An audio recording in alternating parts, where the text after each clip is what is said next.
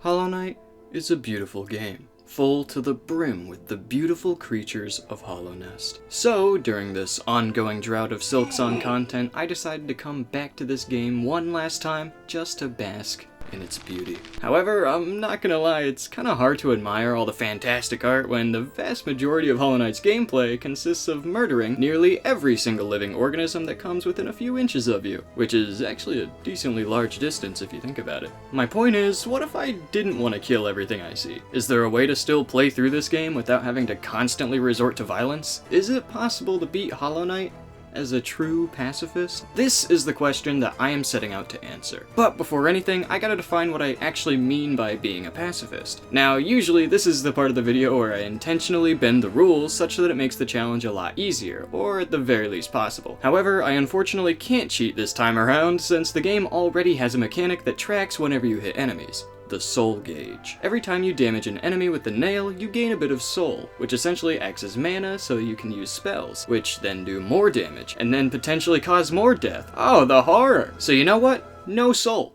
That's the only rule in this challenge. This will ensure that I never hurt enemies with either the nail or any spells that I collect throughout the game. It also has some side effects, however. Like now, I can't get soul through any other method, like hot springs, and I can't use spells for purposes outside of damage, the big one being healing. However, there's also a tiny bit of leniency in this rule, like the fact that it doesn't explicitly ban the use of the nail in general. So although you definitely can't hit enemies, you can hit walls, you can hit levers, you can hit your own shade after you die, thank God, and you can even hit that subscribe button below. None of those things give you soul, so you're free to smack to your heart's content. So with all the preliminaries out of the way, let us answer the question of the day. Is it possible to beat Hollow Knight without hurting a single bug?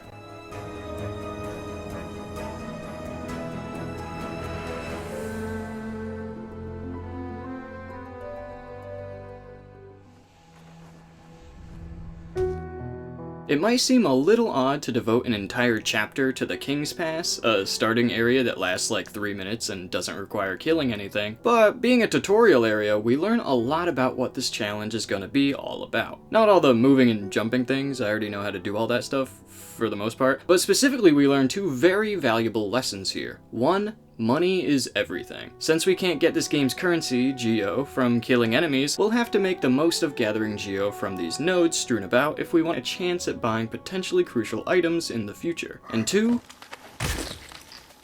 accidents happen. And although I'm certainly making a point to not directly hurt anything, that doesn't mean I'm required to prevent enemies from dying entirely. Death is an inevitability in the land of Hollow Nest. And you know, we might actually be able to use this fact to make our journey a little easier. And with the King's Pass passed, and our 2 lessons learned, it's time to officially start it.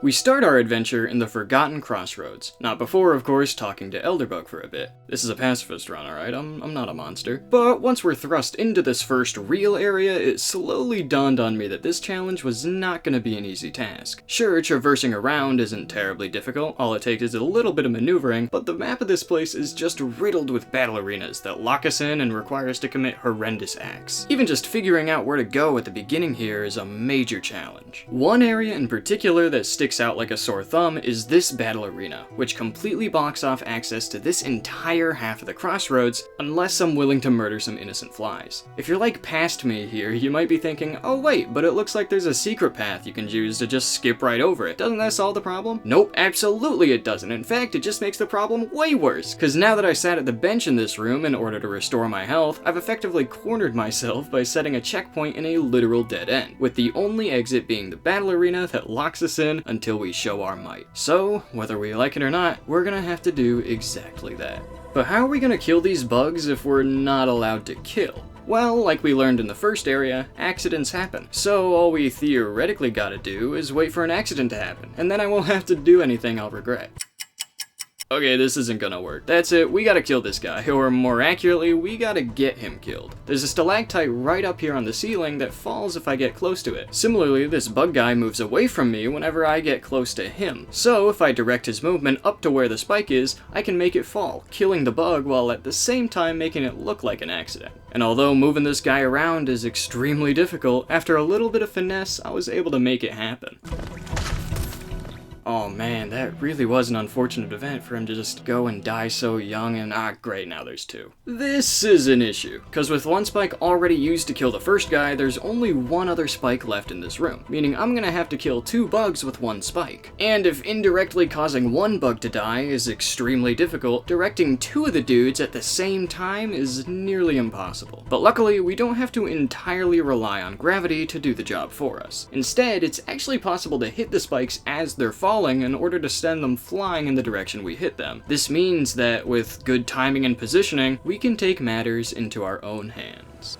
Boom, baby! That's what I'm talking about. Get out of here. I mean, oh no. What a tragedy. Sure, maybe I did deliberately direct a spike hurling towards 2 innocent bystanders with the clear intent of double homicide, but do you see any soul in that meter? No, I didn't think so. So let's just treat this whole ordeal like it never happened and move right along. Okay, so moving along is actually a lot easier said than done here. Sure, I was able to explore around and even save some grubs from captivity, which in my opinion makes up for some previous events, but where the heck do I go from here? For an area called the Forgotten Crossroads, a lot of the roads seem to just lead to blatant dead ends. Let's look at the map for a second so you can see what I mean. The intended path for the beginning here is to go this way, kill the False Knight, kill the beast in the Ancestral Mound to get the Vengeful Spirit spell, and then use that spell to get past another enemy to get access to Green Path. See the issue with all that? That's like 5 major no-nos. And we're never gonna find a way to get through this guy, man. He's got NordVPN! I bet he also used the link in the description with promo code SAMPLE to get a dang discount. Dude, we're never getting in there. The protection is just too powerful. Alright, well, it looks like we're gonna have to give up here. However, Hollow Knight's a non-linear game, so there should be at least one other way to go initially, right? Well, maybe, but since we have exactly 0 key items like the dash or the wall jump, this might not be exactly true. Let's take a meander at our other options. The most promising alternative path seems to be Crystal Peak, since there are a whole 2 entrances. However, one of them requires the Desolate Dive spell, which we wouldn't be able to use even if we did have it, and as for the other entrance, we need the Lumifly Lantern in order to see in the dark. This item is actually one of the first accessible items in the game, buyable in the very first shop. However, we need to talk to the shopkeeper in order to actually unlock that first shop, who is, of course, blocked by a whole dang mini-boss with no potential way of bypassing it.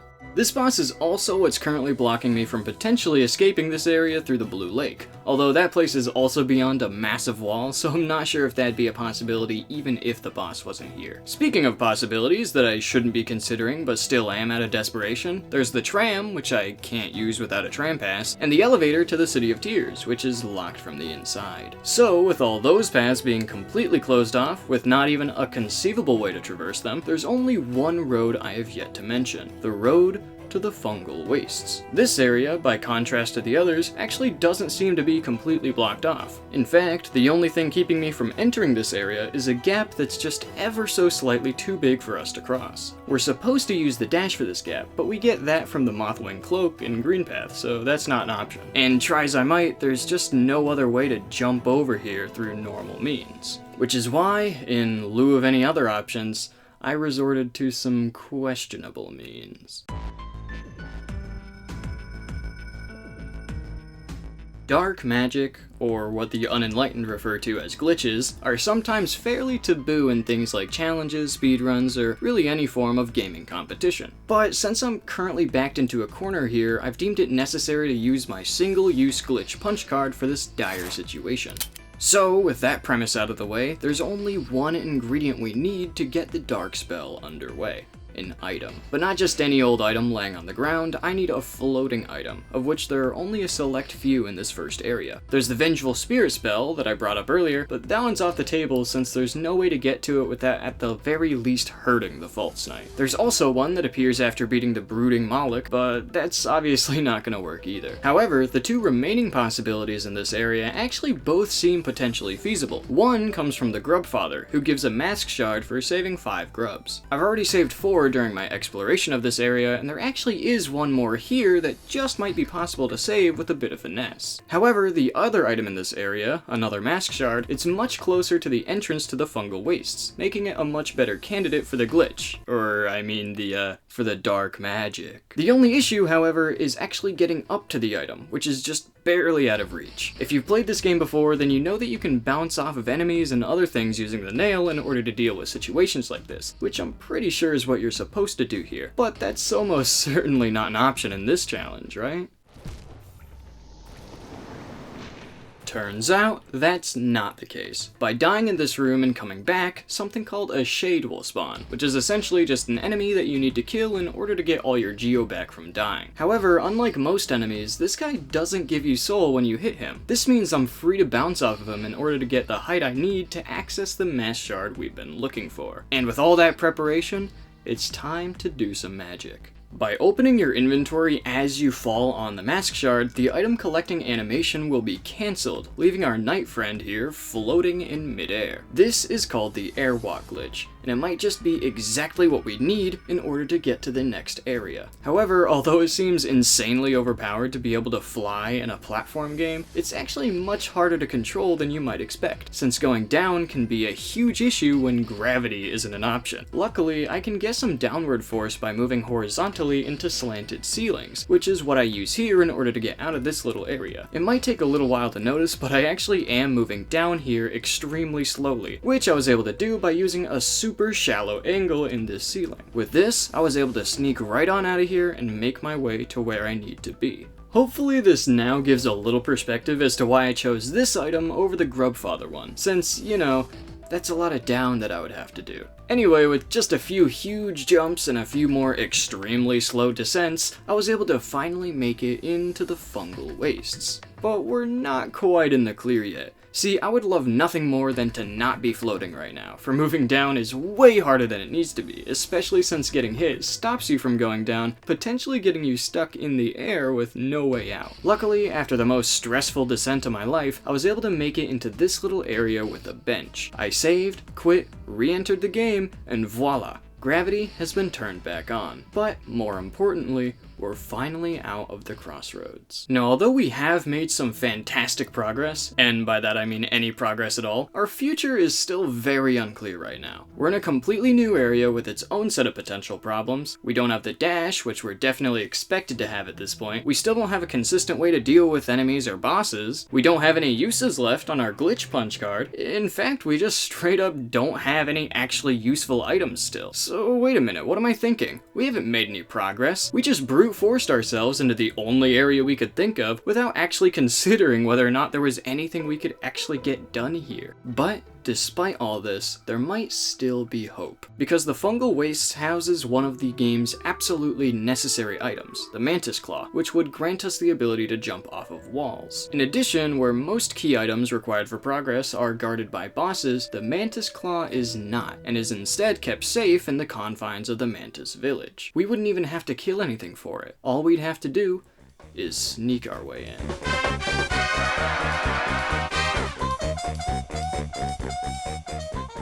Alright gang, let's map out our plan. Our goal is to bust into the Mantis village, take the claw, and sneak on out of there without so much as leaving a trace. Here's how we're doing it. We all move south from the safe house at precisely the break of dawn. You, stay behind and keep watch, and if anyone fishy gets curious, you know what to do.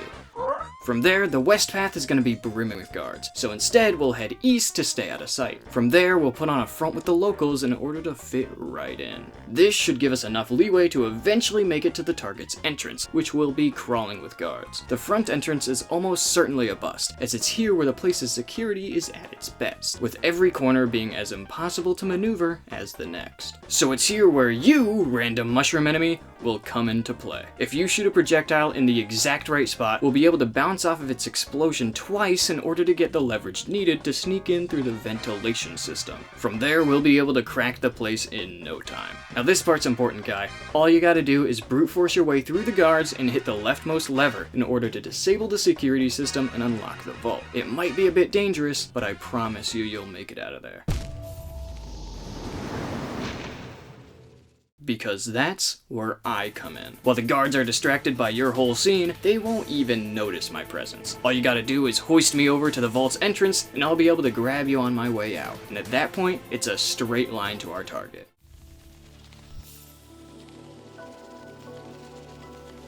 But the plan isn't over yet. Now, we gotta get the heck out of here. After tripping one last alarm for good measure, we'll bust out through the way we came in, backtrack through the vents, do some of the scariest escape maneuvers I've ever done in my entire life, and finally reconvene in the public park nearby.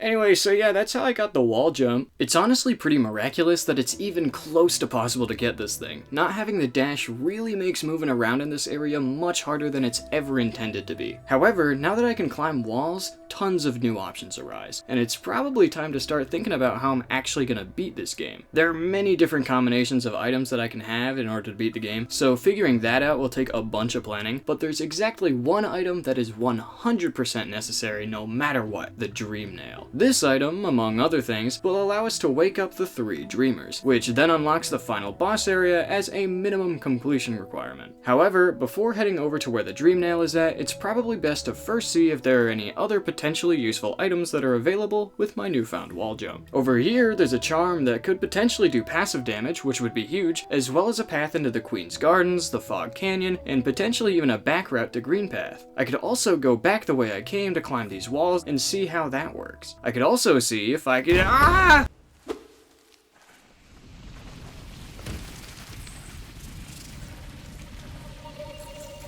Well, I guess this is what I'm doing now.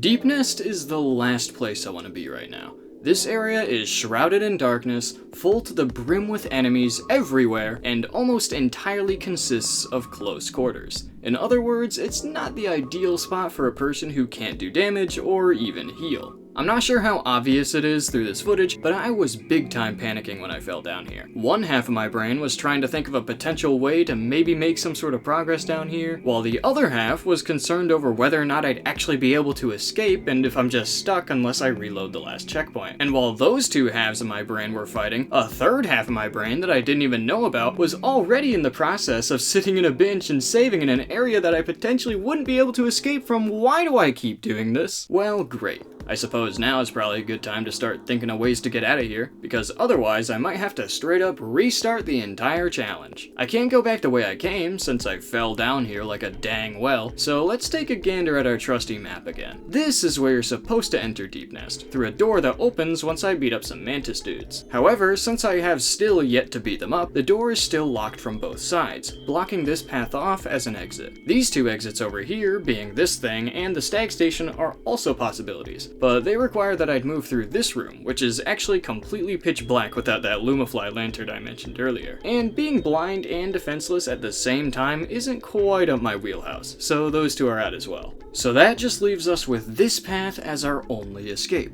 through the tram. But wait, you say out loud, even though I can't hear you. Didn't you mention that you can't ride the tram without the tram pass? Well, if you use your dang eyes, you would have noticed that the tram pass is literally right here, which would not only allow me to escape this place, but also give me access to a ton of new areas. So boom, there we go, that's our route. We can make our way up through this non-dark room, grab a bench on the way, and after running for my life, get the tram pass we need to get out of here. Now this is an issue. See, I'm not sure if I've mentioned this yet, but I still can't dash. And since I also can't bounce off of these enemies with my nail, this ledge just simply doesn't seem possible to get to in my current position. However, rather than find a cool or interesting way to solve this problem, I just did the classic quit and return to get back to the bench. Definitely could have also done that with the mantis claw, but hey, I'm trying to keep it a little cinematic. But just riding the tram doesn't quite get us out of the woods. It just thrusts us into yet another confusing situation. Here's the deal, I'm much farther into the game than I'm supposed to be right now. I don't have any of the items or upgrades that I'm expected to have, and oh yeah, I still can't deal damage. So my main goal is still to do everything in my power to get the heck out of here and back to some even footing. Luckily, this route through the City of Tears has a pretty clear path to a stag station, which I can then use to fast travel my way back. And of course, by clear path, I mean I had to do a damage boost here in order to cross this otherwise uncrossable gap, and I relied on the fact that bouncing off of these guys guys' shields doesn't give me soul. But after a bit of a long trek, we made it, and now it's finally time to formulate our game plan.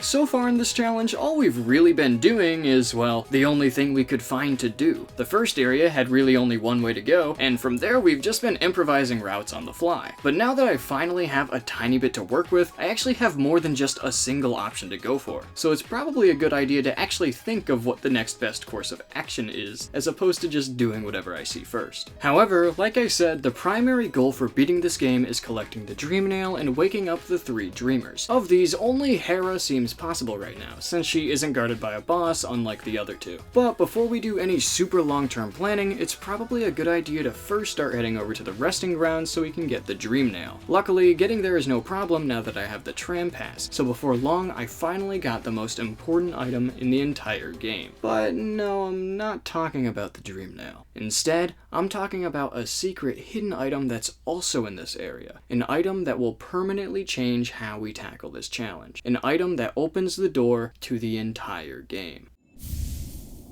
This is a charm, and by equipping it at a bench, we can immediately see its effect. Being a shield, this item can block things like projectiles and enemies from hitting me at whatever angle the shield is in. However, it also has a second, much more interesting effect.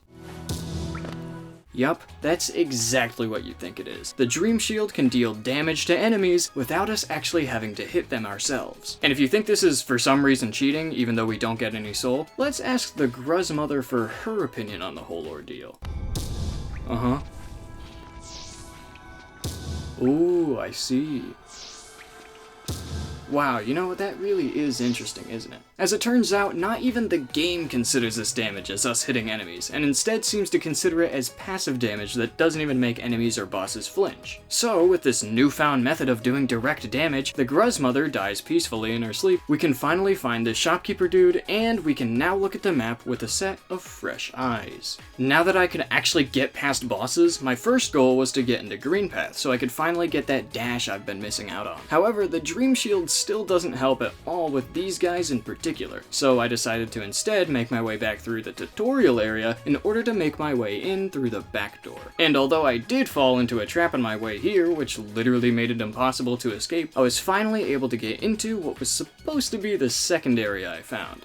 Oops. The good thing about getting into Green Path through its exit is that Hornet, the boss I need to beat for the dash, is literally just right here. So after quickly saving at a bench, we were finally able to fight our very first real boss of the challenge. The Dream Shield deals the same amount of damage as one nail swing, which, since we have no nail upgrades at this point, is not very much at all. In addition, the shield takes a bit of time after hitting an enemy before it recharges and you can use it again. So where in a normal run, you can use the downtime in between boss attacks to get a few hits in, the Dream Shield can really only ever get one. All that, alongside the fact that bosses don't flinch from passive damage, and therefore never get stunned like they usually do, this makes boss fights in this challenge absolute marathons. So, after about 3 straight minutes of fighting and dodging, Hornet finally got tired and just straight up left, leaving me with the Mothwing Cloak at last. Let me remind you that although I did do this fight first try while only taking 2 damage, it's also only the first main boss, so fights from here on out are only going to be longer and more difficult. But luckily, I've got a few ideas to make these fights just a little more bearable. So, after leaving with our newfound dash ability, I was able to immediately put it to good use by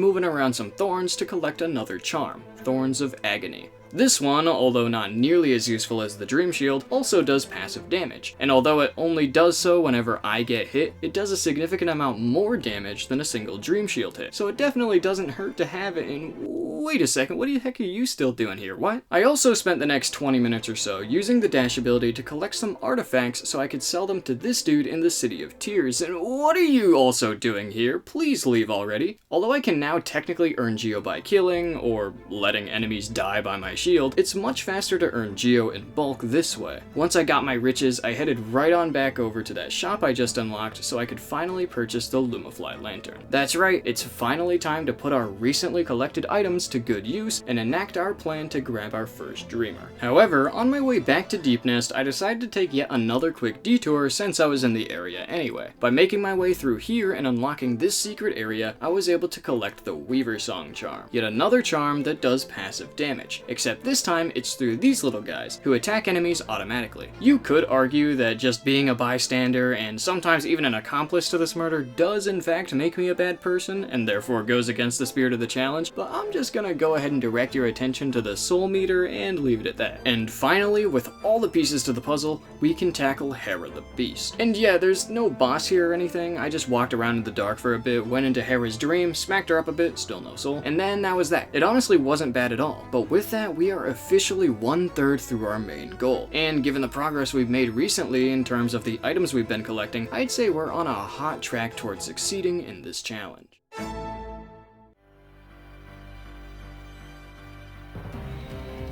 Now we kinda have to make a decision. See, Hera was a pretty obvious choice for the first dreamer to wake up, since there wasn't a boss we'd have to be, and we didn't have any form of dealing damage at the time. Now, however, we can fight bosses. In fact, I even got some nail upgrades to indirectly strengthen our dream shield, and I got another charm notch so I can actually use all the useful charms I've found so far. So we're actually stronger than we've ever been. However, the two dreamers left don't just have bosses guarding them, but they also require certain items in order to even get to the bosses in the first place. In addition, each of those items could also require some other items to get them, and so on and so forth. So with that, I chose to go for Lurian as my second dreamer, cause Isma's Tear, the item required for Monomon, appears to insist that I get a bunch of different items, including this spell that I'm straight up not allowed to use. So that must mean that the Monarch Wings, which are required to reach Lurian, must just be easier to get then, right? Well, yeah, but also consider this.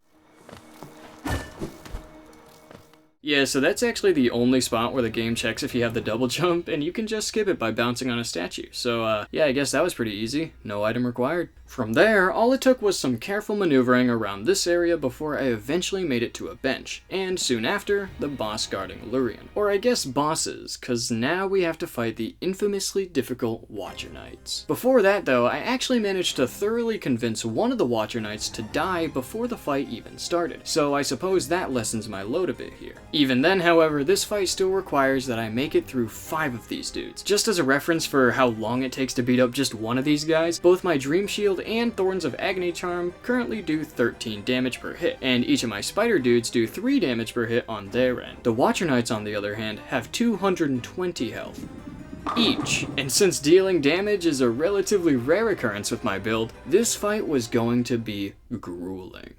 Or at least that's what I would have said if I wasn't apparently cracked at this game. It only took like 5 tries to get past these dudes. And on my winning attempt, I still had more than half of my health left once I got it down to the last night. Of course, I almost completely choked it from there, but I made it out alive. Although the fights certainly take longer, it seems like this challenge generally makes it much easier to avoid damage from bosses, since we can focus more on evading attacks than dealing damage as fast as possible. Which I guess is why this fight was a lot less of a problem than I anticipated going into it. That being said, it's still very possible to get greedy, especially with the Dream Shield, so the primary name of the game seems to be Patience. And with just a little bit more patience, I found Lurian, smacked him up, and collected our second dreamer.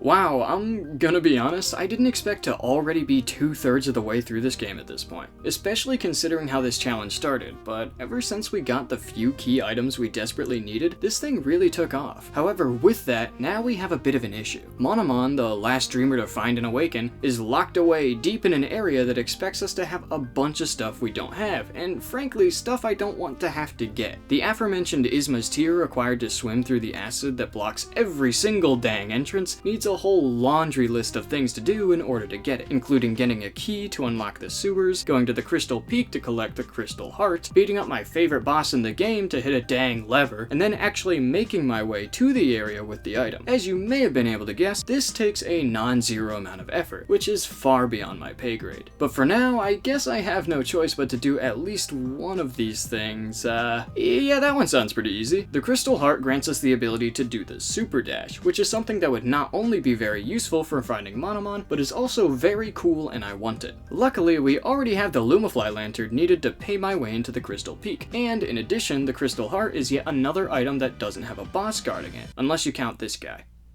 I don't count this guy. And although it's still as annoying as always to traverse these areas without being able to hit anything, that didn't stop me from making my way through and eventually picking up the Crystal Heart. Now that I have the Super Dash, I can start making some headway towards the waterways in order to finally grab the item I need, is what I would say if I wasn't a god gamer. Rather than swimming through this acid to make my way into the Fog Canyon, I can instead use the Super Dash to just fly above it, and then very quickly wall jump up before hitting the acid. I also made sure to use this specific entrance, for it's not only very easy to access right in the midst of the game's very first area, but it also put me very close to the building where Monomon is hanging out. And after exploding a few times, I managed to make it in. However, much like with Lurien, getting here is only half the battle. Actually, it's definitely less than half the battle. Actually, it's 0% of the battle. The battle literally just started. Umu, which I'm pretty sure is how you pronounce this thing's name, is an absolute pain to kill. It's straight up invincible for the majority of the fight. I had to rely on my man Quirrell here to actually make it vulnerable. This, however, is the main issue with this fight. Umu stays stunned for like a second before going right back to being invincible. This means that I could often only get a maximum of 1 or 2 shield hits in every time, depending on where it got stunned. And with Umu having 300 health, this meant that I had to survive through something like, I don't know, 1 billion cycles of this dude's attacks in order to eventually beat it up. This has almost nothing to do with the challenge, but I thought it was worth mentioning that the task for this game kills Umu by first killing one of these exploding jellyfish up here, baiting the exploding projectile down to the boss and juggling it around before eventually using it to insta-kill it. I bring this up because first of all, it's so dang sick, but also because this strat would have technically been viable for this challenge, therefore making Umu like probably the only boss that could potentially be killed without even needing charms. However, we're also talking about the guy who died just trying to get to the Dreamer after the boss was already dead, so maybe it's a bit of a stretch to call it viable. Anyway, after a swift walk of shame back to the Dreamer, I was able to, once again, smack up Monomon with no visible consequences and finish off the last of the Dreamers. You know what that means. All we gotta do is get on out of here, and soon enough we'll be staring at the entrance to the final boss of this challenge.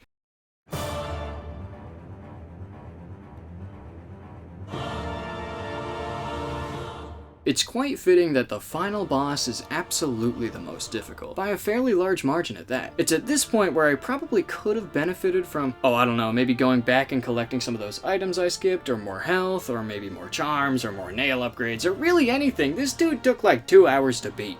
But eventually, death after death after death after death after a few more deaths led to one fateful attempt that resulted in another death. But then after that one, I had another fateful attempt, dodging or blocking nearly every attack and surviving for multiple straight minutes before the Hollow Knight started to succumb to its infection. And after a grueling final battle, I, the pacifist knight that couldn't even hurt a bug, defeated the Hollow Knight. And, like, sucked out all his juices or something. I don't know the lore of this game, I'm gonna be honest. But what I do know is that now that the final boss has been defeated, we can finally determine the answer to the question I proposed at the beginning of the video. Is it possible to beat Hollow Knight without hurting enemies, without casting spells, or without gaining soul? Well, see for yourself.